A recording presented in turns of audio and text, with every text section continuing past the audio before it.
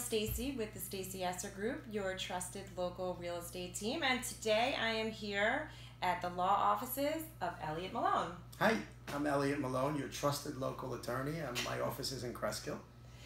So, Eliot, what kind of law do you practice? I do mostly real estate and litigation. I do consumer litigation, I do real estate closings and litigation, and I do business disputes as well. That's great. So you do a lot of things, but today we're here to specifically talk about real estate taxes. So it's a hot topic for a lot of reasons. Eliot has successfully reduced the taxes of multiple homeowners I've worked with, whether they were on the market or off the market. So it's always a challenging topic. Sure so we're going to talk about the big questions you get. Right? And also I've had some questions where I've had questions people have asked me that we would like to ask you as well. So first of all, what is a tax appeal? So it's a misconception. You don't really appeal your taxes, you appeal your assessment. Your taxes are based on an assessment. So once a year, if you're not happy with taxes or you think you're assessed at a higher rate than you should be, then you could appeal your assessment. So we have clients that are putting their homes on the market and we look at their estimated market value and we notice that their taxes seem maybe a bit higher than their neighbor's taxes. So is that a reason to fight taxes? No. So that's something that's a big no-no. You can't really compare your taxes to your neighbor's taxes. What you could do is compare your value to homes that sold that are similar to yours in the prior year. And there's a period of time between October and October of the prior year. Okay, so what you're saying is a homeowner can't say, look at their neighbor's property and say, well, they're paying so much less than I am and their house is more updated, they have more land, and that's a good comparison, and so my taxes should be lowered. Yeah. You're not going to get very far making that argument. Because so that's really interesting. I think most of us think that that's a really good way to, understand if our taxes should get lowered or not. So when they're looking at taxes and when they're looking at assessments, they're looking at your personal property, your individual property. And the only way that you could compare that to somebody else's value is if a property sold that is similar to yours. And that's how the analysis is completed. Okay, so is there a certain time of year where you are able to appeal your assessment, as you say? Sure. So the deadline typically is April 1st is when you file an appeal. If it's a reassessment or a reevaluation period for your town, then the deadline is extended to May 1st. But it doesn't mean you should wait until the deadline. In reality, you could go and speak with the tax assessor at your local town even earlier than that. Right. Taxes could change as early as January 1st of whatever year it is.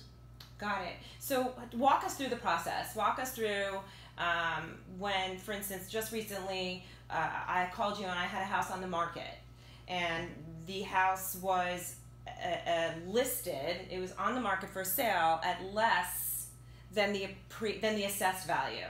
So walk us through what happens then? So that would be a good case, unless you're going through a divorce or there's something pressuring you to sell the house like an estate. If your house is on the market at a lower amount than your assessed value, then you should definitely consider appealing your taxes, because in reality, chances are you're not going to sell it at the listing price. It's going to sell for less. So there's some room over there to reduce your assessment, which will therefore reduce your taxes. So what are the steps that the homeowner would take when first step is to hire me. Second step is to call you. So then what? So I think the first thing that needs to be done is get the actual information on your property. See if the data that the town has is actually accurate. A lot of homeowners, for example, my property where we're at right now, where my office is at, had an assessment of a property size of over 1.5 acres, but the actual property is 0.86 of an acre. So let me stop you for a second. So what you're saying is we shouldn't necessarily trust the information that the town has, and that we should dig deeper and so to make sure that all that information is accurate. You should never trust anything. You always have to confirm it. So the first thing you do is make sure that you've been properly assessed. Now, of course, you can go back, prior to the current year or the prior year, but you want to make sure that the information is accurate. And the way you make sure of that, go to the town, get your property detail card. They break down your assessment. Right. when you're first going to look at it, you're going to say, I don't understand what this means. You know, because there's a lot of information. There's bathroom sizes, acreage, year build, different ratios. The tax assessor is going to sit down and go through it with you. That's their job. You know, their job is to explain how they reached the assessment that they did. And then if you see, well, it says I have 4 bathrooms, but I actually have 3. So if that happens, you have to make sure that it's properly reassessed. And usually the towns are happy to correct mistakes. And are there any other sites or links that you could share with everybody watching that would help them in figuring out if their taxes are assessed correctly? Absolutely. So there's 2 very important links. One of them is with regards to the property detail card that goes to the county. You want to make sure that that information is accurate. It also shows you your taxes, shows you what your land is assessed at, shows you what your building is assessed at. But more importantly, we're going to share a link with the viewers about the equalization ratio.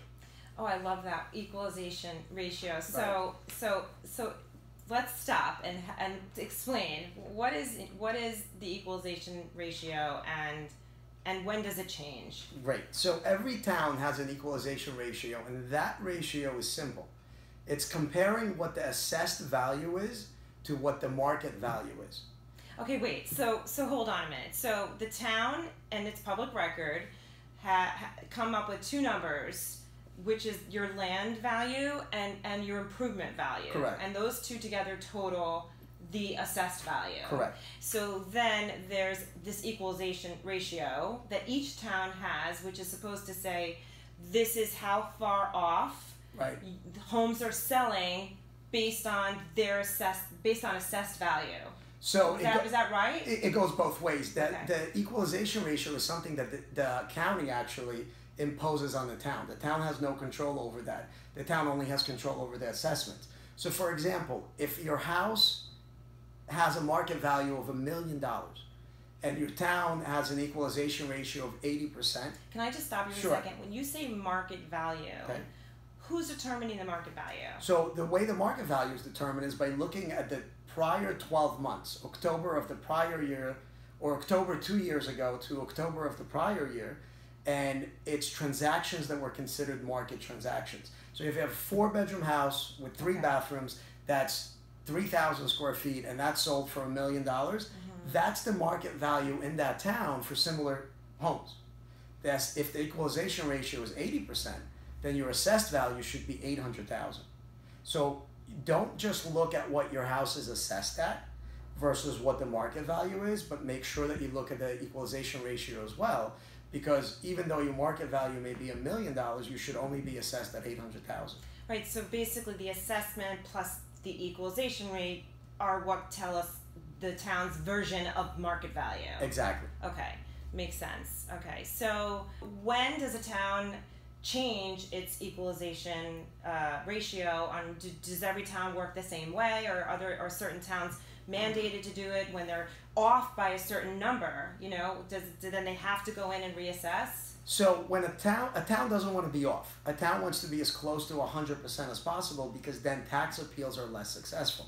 Most people that appeal their taxes is not necessarily homes on the market or homes that recently sold, but people that are just living in their house and are having increasing taxes and they want to appeal them.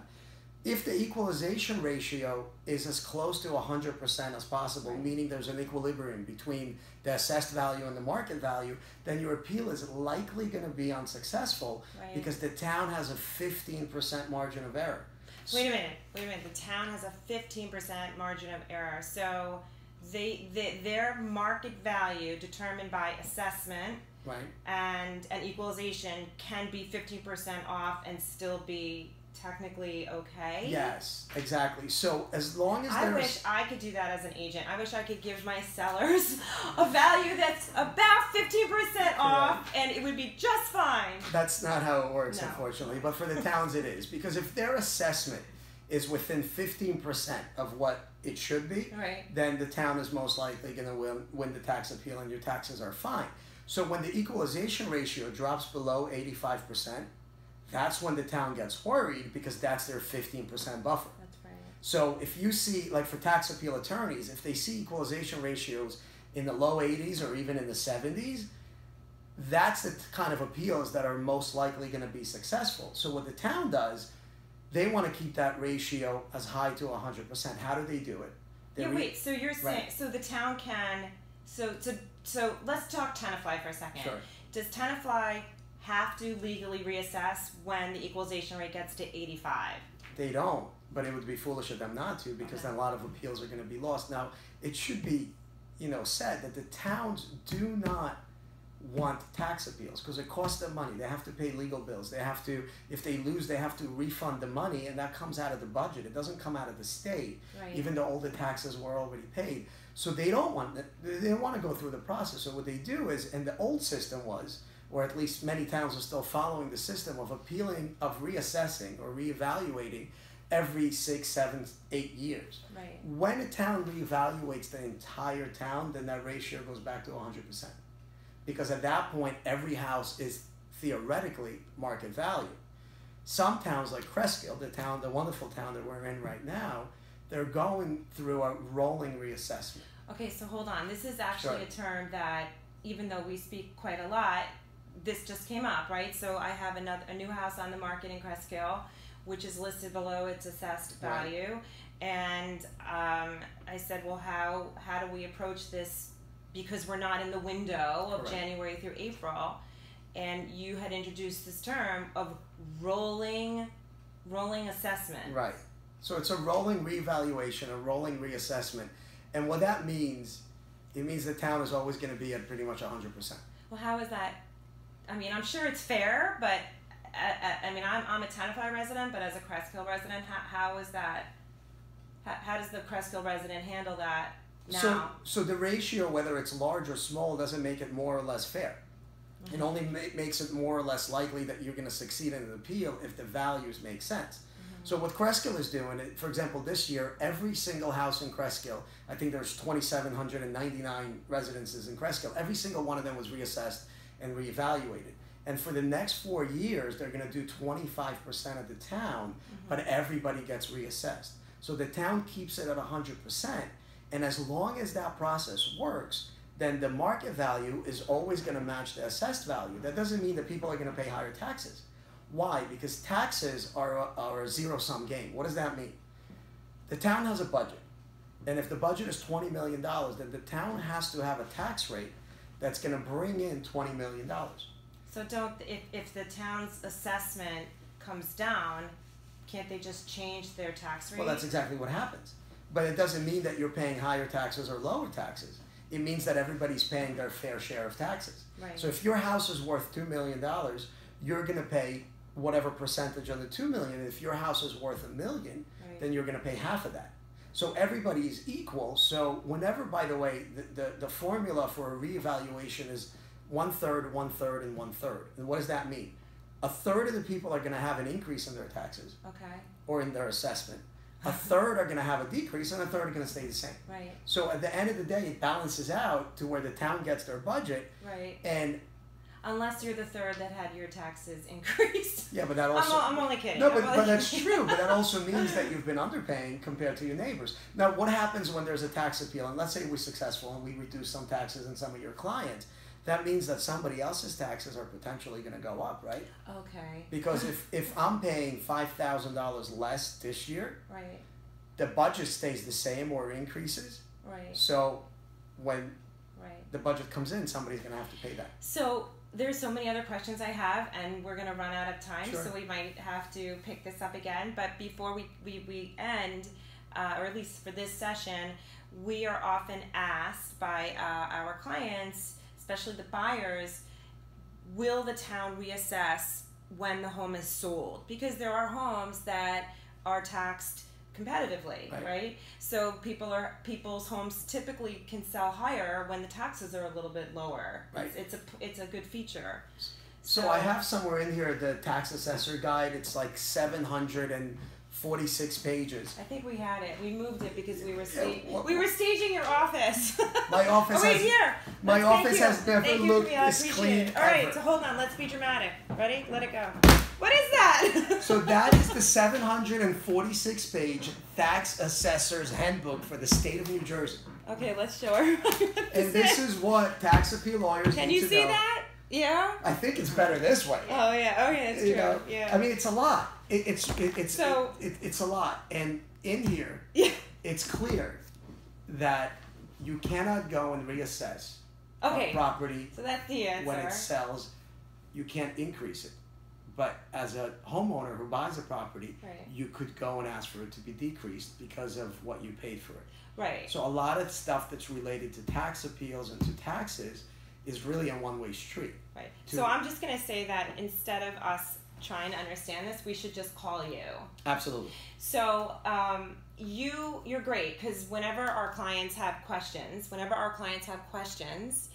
we just direct them to you, and you talk them through the process of, answering their questions, right? Absolutely. I have so many more questions, but so answer this one for me. Is it true that it's not a good idea to try and argue your assessment when your house is for sale?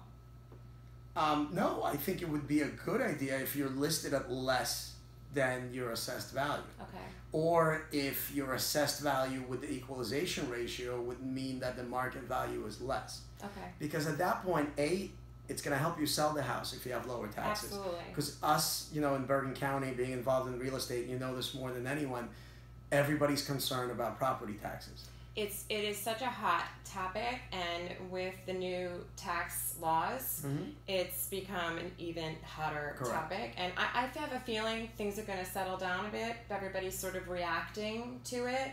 But yeah, it's shown a brighter light on the high real estate taxes. And there's one other very important misconception. So there are some towns in the area, for example, Englewood Cliffs and Alpine, both amazing places to live at. And everybody knows that, well, the taxes are lower. So the question then becomes, are they really lower? Because you don't have the amenities that you would have in towns that are full service, for example, high schools and garbage and stuff like that. But more importantly, a $2 million house that you're going to buy in Tenafly or in Cresskill, you're probably not going to be able to buy in Alpine or in Englewood Cliffs. Right, we talk about that with our clients. You either have to be cool with paying it in taxes or paying it on the house. And in a way it balances out, so you really shouldn't just look at the taxes. You should look at what you're getting for what you're paying, and also look at the values, because if you're paying taxes that are lower on a $4 million house versus taxes that are higher on a $2 million house, how much of a difference is there going to be? Absolutely, there's a lot of math there, for sure. And I'm happy to do the math, and I never charge for consultation, so you don't feel free charge to for call consultations. me. I don't. Okay, well that's good. Another question we had is how do you get paid when you're working with a tax reassessment for a family? Because I don't know about you all, but I get this letter in the mail every year. Just one? Maybe they know I'm an agent, so they don't do it to me as much, but I get at least one, maybe two, right? Letters where they're like, you're paying too much taxes, call this number. And then my clients call me, and they're like, and they ask me about it, and it's what is that? So do you do that? I don't do that. Okay. There are targeted ways to send letters, and sometimes I'll send an informational letter to individuals saying, look, specifically your house seems like you're overpaying. If you're interested in talking about it, talk to me. The way different attorneys get paid, right? Some charge a flat fee, some charge an hourly fee, some charge a percentage of the first year. I've seen as high as 50%. I've seen as low as I think a third. And some charge a percentage of the first 3 years of reductions. The way I do it is what I feel is more standard. You get a third of the tax savings for the first year, and then let the homeowner really keep the benefit of it going forward. Your fee is a third of the net tax savings for the first year. So you're not going to get paid until they see, Okay. But that also means that as tax appeal attorneys, we don't take every case. Because if we could save you $1,000 a year, it's probably not worth the time and the effort for $300. But that shouldn't stop you from going through the process, doing it yourself.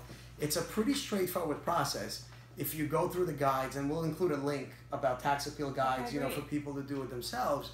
And I think in the next session, maybe we'll talk about some experts that may be needed to be more successful during a tax appeal. Wow, that's a good cliffhanger. See that? Okay, let's do that. So, Eliot Malone, and I'm Stacy Esser, and we thank you for watching. There will be a lot of links below, and if you have any questions for Eliot, there'll be a way to reach him, and of course you can always reach me, and all that information is below. Thank you so much for watching, and we hope you have a great day. Take care.